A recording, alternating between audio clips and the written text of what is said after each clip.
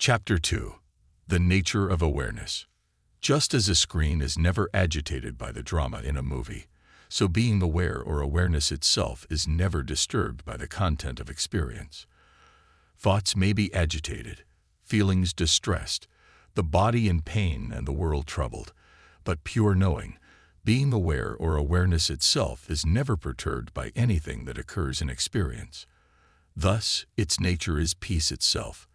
This is not a fragile peace that depends on the relative calm of the mind, body, or world, but an inherent peace that is always available in the background of experience, prior to and independent of the mind's activity or inactivity.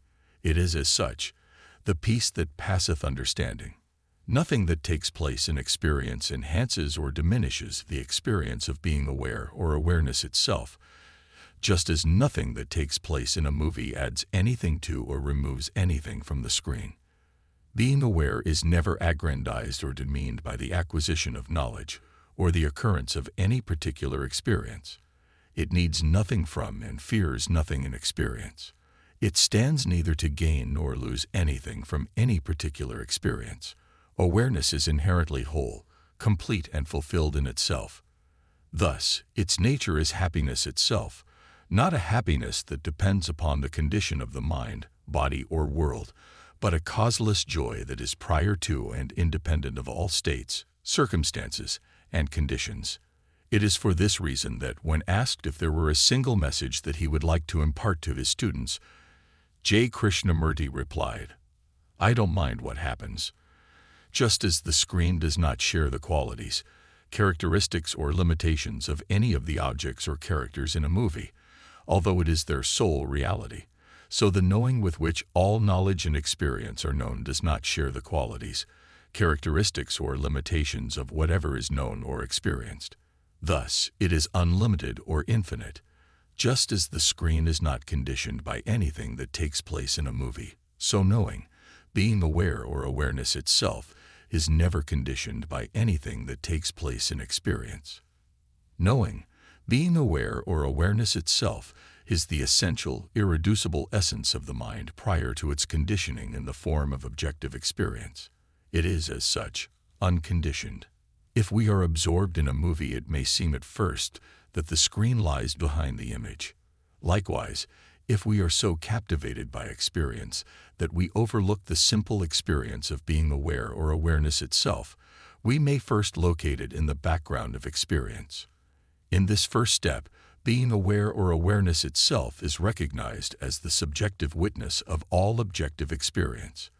Looking more closely, we see that the screen is not just in the background of the image, but entirely pervades it. Likewise, all experience is permeated with the knowing with which it is known. It is saturated with the experience of being aware or awareness itself. There is no part of a thought, feeling, sensation, or perception that is not infused with the knowing of it. This second realization collapses, at least to a degree, the distinction between awareness and its objects.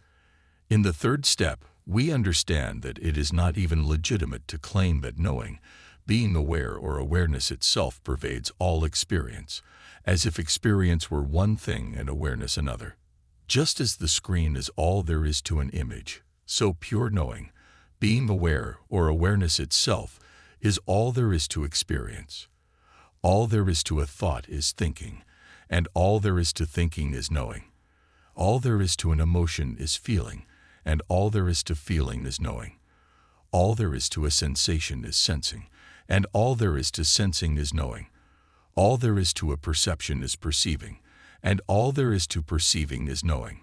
Thus, all there is to experience is knowing, and it is knowing that knows this knowing. Being all alone, with nothing in itself other than itself, with which it could be limited or divided, knowing or pure awareness is whole, perfect, complete, indivisible, and without limits. This absence of duality, separation, or otherness is the experience of love or beauty, in which any distinction between a self and an object, other, or world has dissolved. Thus, love and beauty are the nature of awareness. In the familiar experience of love or beauty, awareness is tasting its own eternal, infinite reality. It is in this context that the painter Paul Cézanne said that art gives us the taste of nature's eternity. A character in a movie may travel the world, and yet the screen, her sole substance and reality, never goes anywhere. Likewise, although the mind continually moves, in the form of all thinking, imagining, feeling, sensing, and perceiving, pure knowing, being aware or awareness itself, its sole substance and reality, never goes anywhere. In the form of the mind, awareness moves without moving, just as the screen is colored by a movie, but is never stained by it, so awareness is colored by experience, but is never tarnished or sullied by anything that takes place within it. Pure knowing, being aware or awareness itself, is always in the same pristine condition. No experience leaves a trace on our essential self-aware being.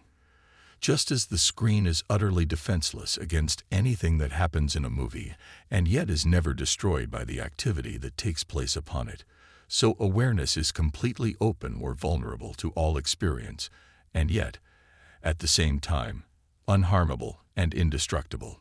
The experience of being aware is in exactly the same condition now as it was 2 minutes ago, 2 days ago, 2 months ago, 2 years ago, or 20 years ago.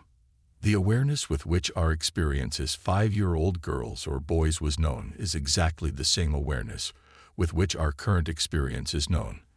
Thus, our essential nature of knowing, being aware or awareness itself, has no age. It is for this reason that as we get older, we feel that we are not really getting older. The older we get, the more we feel that we have always been the same person. The sameness in ourself is the sameness of awareness. Likewise, the awareness with which our most intelligent thoughts are known is the same as the awareness with which our most unintelligent thoughts are known. The awareness with which the sensation of pain, tension, or agitation is known is the same awareness with which the sensation of pleasure, relaxation, or warmth is known. The awareness with which the experience of anger, sorrow, or grief is known is the same as the awareness with which the experience of gratitude, kindness, or enjoyment is known. The mind believes that awareness resides within the body and thus shares its limitations and destiny.